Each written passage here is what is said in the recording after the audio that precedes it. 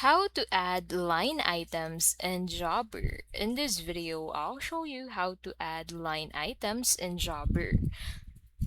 So to get started, go ahead and open Jobber into your browser and then sign in to your account. And then once you're signed in, head over into the invoices where you want to add line items to. And then click on that specific invoice where you want to add it.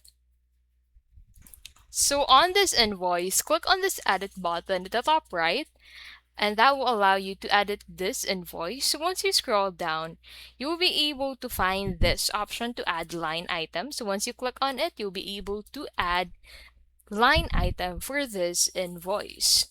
So that is how you can basically add line items to Jobber. If this video was helpful, please don't forget to give this video a like and subscribe for more videos like this.